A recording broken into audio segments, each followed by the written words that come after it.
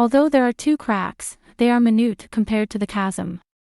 Moore explains that a vast chasm exists between early adopters and the early majority.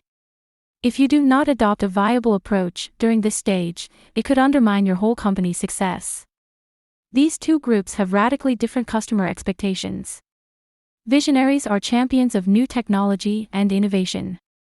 Hence, they are willing to accept some product glitches as long as they see the potential. Comparatively, the early majority expect instant improvement in their productivity and want technology that is easy to adopt. On top of these differences, the early majority requires strong and reputable references before trusting a product. Visionaries do not count as this reliable reference. StoryShots is proud to bring you this free audiobook summary. Do you want to get access to more free audiobook summaries like this?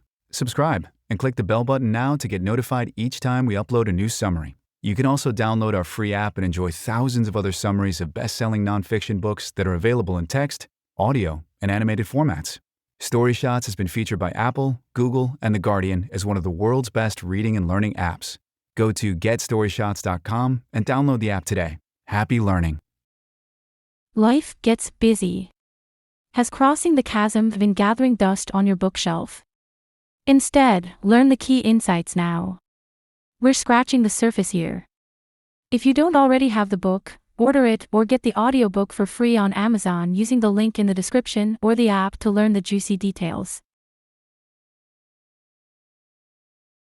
StoryShot Summary and Analysis of Crossing the Chasm, Marketing and Selling Disruptive Products to Mainstream Customers by Geoffrey Moore. Synopsis. Crossing the Chasm offers an outline of the process of transitioning your product through the 5 segments of the market. These segments begin with innovators and move to early adopters, early majority, late majority, and laggards.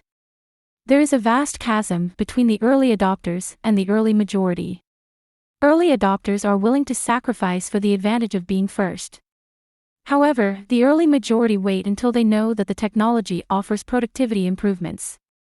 The challenge for innovators and marketers is to narrow this chasm and ultimately accelerate adoption across every segment. Geoffrey Moore's perspective. Geoffrey Moore is a best-selling author, speaker, and advisor who splits his consulting time between startup companies and established high-tech enterprises, such as Salesforce, Microsoft, and Google. Moore has a bachelor's in American literature from Stanford University and a PhD in English literature from the University of Washington. After teaching English for 4 years at Olivet College, Moore began a career in high-tech as a training specialist. Over time, he transitioned first into sales and then into marketing. Moore found his niche in marketing consulting.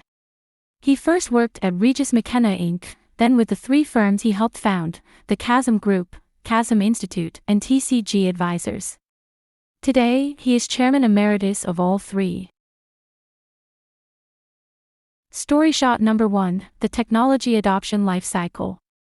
Discontinuous or disruptive innovations require a change in consumer behavior. Subsequently, market penetration often requires consistent, discontinuous innovation. To outline the stages one should adopt for market penetration, Moore introduces the technology adoption life cycle. Within this model, customers fall into one of 5 graph segments. This graph displays a bell curve with segments related to psychological and demographic characteristics. Segment 1, Innovators. The first segment consists of deeply engaged technologists. These are the customers you can rely on to buy a new product purely as a form of adventure and exploration. You must win these customers at the beginning of your marketing journey if you wish to succeed. The reason innovators are so important is that their recommendations carry significantly greater credibility than the average consumer. They will also speak at length about your product and offer excellent feedback to improve your product during the early stages. As this is a lower part of the bell curve, there are not many innovators. However, winning this group over is key to winning the next segment. Segment 2, Early Adopters. Moore describes the early adopters as visionaries. They have the charisma and strategic opportunities to make a genuine difference in a project. Early adopters generally have access to multi-million-dollar budgets. Due to their considerable budget, early adopters are within the least price-sensitive segment. The key to marketing to visionaries is to understand their strategic dream. If you can cater to this dream, you can quickly get positive press coverage. This is because visionaries often draw significant press coverage and influence other consumers. As a result, more encourages you to view visionaries as key to the rest of the market. Early adopters will be easy to sell to, as they have lots of money. However, they will be difficult to please, as they have many options. Henceforth, Moore recommends adopting a degree of personalization with these consumers and designing milestones for each phase. Crucially, these milestones need to be realistic, make your product more marketable, and convince the visionary that your product incorporates innovation. An optimal strategy is to send companies comprising technology enthusiasts some examples of your products. Then, you can invite visionaries to interact with these technology enthusiasts. The goal is to achieve an outcome whereby the two parties verify the feasibility of your product. You can then start marketing to the broader market when the visionary is convinced. You may need to make several product modifications before you can convince them. Segment 3: Early Market Pragmatists. When pragmatists buy, they care about the company they are buying from, the quality of the product they are buying, the infrastructure of supporting products and system interfaces, and the reliability of the service they are going to get. Geoffrey Moore. Pragmatists will only invest after observing the technology establish itself. Subsequently, pragmatists seek productivity improvements without risk. They buy from proven market leaders to ensure an ecosystem of supporting products and reliable support. Moore is keen to highlight the importance of this group due to the sheer size of its segment. Pragmatists make up 1/3 of the overall market. You will struggle to win over pragmatists, but they will remain loyal once you win them. When marketing to pragmatists, you should start by attending industry-specific conferences. Pragmatists are likely to attend these conferences and also read industry magazines. Hence, try to get mentioned in many industry-specific magazines. You will have to invest time and money to penetrate this market. Despite this, the impact of winning this market leaks into the next segment. Segment 4: Late Majority. Moore describes the late majority as conservatives. They are conservative because they are not open to new concepts. Hence, innovation and advanced technology scare them. Instead of jumping on a trend, conservatives will only invest when the product has already become an established standard. Marketing to conservatives requires selling complete solution packages. Conservatives tend to prefer to buy pre-assembled packages at discounts.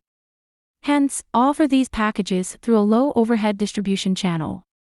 The pragmatists and conservatives constitute the mainstream market. Segment 5: Laggards. Laggards generally avoid high-tech marketplaces. The only exception to this rule is when making block decisions. Effective marketing should obtain some laggards as customers by adopting a virtual monopoly. This is only possible if you continue your momentum after obtaining the early majority. If not, you could be overtaken by a competitor. StoryShot number 2: Two Cracks in the Chasm. The first crack. The first crack is between innovators and early adopters. If you cannot show how innovative your technology is, you will not interest early adopters. Subsequently, a crack will lie between innovators and early adopters. The second crack. The second crack lies between the early majority and late majority segments. The early majority is technologically competent, however, your technology must be simple to adopt. For example, suppose your technology is inaccessible.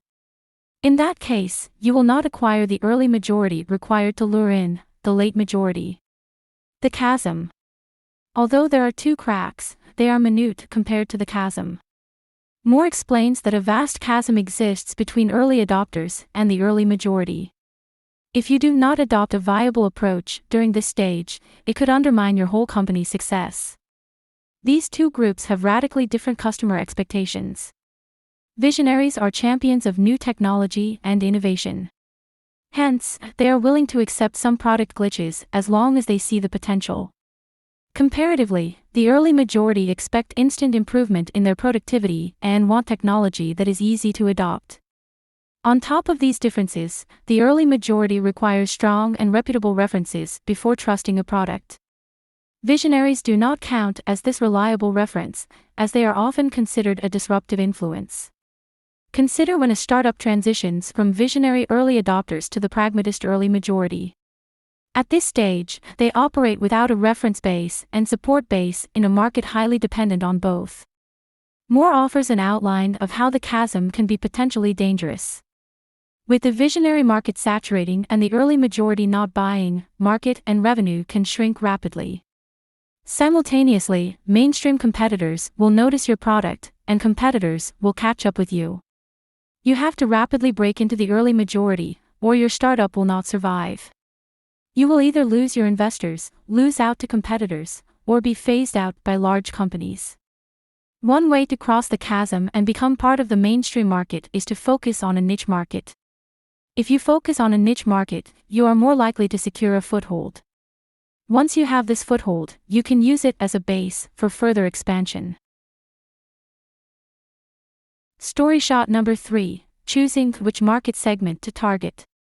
The success or failure of your startup depends on selecting the right market segment to target. Generally, you would hope to make this decision based on large amounts of data. However, startups do not have this data. Therefore, Moore recommends targeting customer images instead of finding your target market segment. Target customer characterization is a process by which multiple target customer scenarios, each with a customer profile and use case, are created. These scenarios then represent characteristic market behaviors. Moore suggests you run this approach with a minimum of 10 customer-facing members, which should generate around 50 scenarios. The Target Customer Scenario Template. Aim to create a one-page target customer scenario template. This template should include 1. Customer details. 2. A use case before the startup's technology is implemented. 3. A use case after the startup's technology is implemented. 4. Each use case should document what the customer is attempting to do, the approach taken, interfering or enabling factors, and the economic consequences or rewards. After developing a template, each participant should rate each scenario on a scale of 1 to 5 against 4 points. 1. Is there a single identifiable buyer who is well funded? 2. Is there a compelling reason to buy? 3. Can the enterprise, thanks to partners, deliver a complete solution within 3 months? 4. Has another company already addressed this problem? After adding up the total, you should eliminate the low-scoring scenarios from your options. After this, the surviving scenarios should be scored against 5 more factors with the same scale. 1. Does the organization have relationships with other companies to fulfill the whole product? 2. Are the sales and distribution channels in place? 3. Is the pricing consistent with the target customer's budget and the magnitude of the issue? 4. Does the organization have credibility in the target niche? 5. Does this niche have considerable potential to enable easy growth into other niches? Your team's highest scoring scenarios should be discussed with these factors until one segment is identified as the target. Once you have made this decision, you must commit to it. You may have chosen a sub-optimum niche, but the important thing is winning the niche you select. Hence, you must double down on the niche you have picked. The market segment must be big enough to meet minimum revenue targets to dominate your chosen niche market. Additionally, the market segment must be small enough to win half the orders. StoryShot number 4, crafting your product. Your organization must understand the entirety of your product and organize the marketplace to produce that whole product. The whole product model. The shipped product cannot deliver on the customer's compelling value proposition. A range of products and services are needed to support the product and make it a whole. You can succeed in the early market with one product. However, pragmatists prefer to buy whole products. You aim to create the minimum whole product that fulfills the target segment's buying requirements. You can maximize your chances of quickly achieving this whole product by creating tactical alliances to co-develop and market your whole product. StoryShot number 5, define your market. The competitive positioning compass. Your key value domains will vary depending on the market segment you are targeting. For example, the key value domain for visionaries is the product. However, different needs dominate the mainstream market. The value domain for pragmatists is the market. Comparatively, the value domain for conservatives is the company. The value domain must influence the marketing strategy adopted at each stage. To win the early market, win the skeptical technology enthusiasts with a strong technology advantage and convert it into product credibility. Comparatively, the mainstream market is built by convincing skeptical pragmatists through market leadership advantages. Crossing the Chasm is a transition from marketing to supportive specialist visionaries who care about the product, toward marketing to skeptical generalist pragmatists who care about the market. Marketing must shift from an exclusive focus on product-centric attributes to market-centric values supplemented by product-centric values. StoryShot number 6, The Subtle Art of Positioning. Positioning is a communications process with 4 components. 1. The claim. A 2-line statement of indisputable market leadership in a particular segment. You must define the position based on the target segment and value proposition. 2. The evidence. To make the claim incontestable. Market share is the most compelling evidence for pragmatists. In its absence, they look for the quality, number of partners, and their commitment to your product. 3. Communication. Identify and address the right audience with the right message. 4. Feedback and adjustment. When competitors poke holes in the initial effort. StoryShot number 7, Securing Distribution. The number 1 corporate objective, when crossing the chasm, is to secure a distribution channel into the mainstream market, one with which the pragmatist customer will be comfortable. This objective comes before revenues, before profits, before press, even before customer satisfaction. All these other factors can be fixed later, but only if the channel is established. Geoffrey. Moore highlights that you must consider the early majority pricing models and choosing your distribution challenge. There are 3 pricing models in general. 1. Customer-oriented pricing. Pragmatists will buy from the market leader to keep the whole product costs low. They are willing to pay a premium of about 30% over what the competition charges. Therefore, price the product above the price of the 2 reference competitors. 2. Vendor-oriented pricing. The cost incurred from goods to sales is the foundation of this pricing model. However, this is not effective when crossing the chasm. 3. Distribution-oriented pricing. When pricing, companies must consider the price a distributor would be willing to sell. This is crucial as you are seeking to sell disruptive innovation. Concluding quote.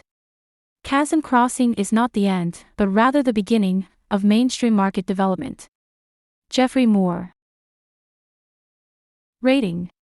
We rate this book 4.1 out of 5. This was the tip of the iceberg. To dive into the details and support the author, get the audiobook for free using the link in the description or the app. Did you like the lessons here? Share to show you care and don't forget to tag us on social media. You may also let us know by contacting our support at support@getStoryShots.com. We'd love to hear from you. Did you like this audiobook summary? Click the like button now to support our channel. If you don't want to miss out on new free audiobook summaries, subscribe and click the bell button. You can also download our free app and enjoy thousands of other summaries of best-selling nonfiction books that are available in text, audio, and animated formats. StoryShots has been featured by Apple, Google, and The Guardian as one of the world's best reading and learning apps. Go to GetStoryShots.com and download the app today.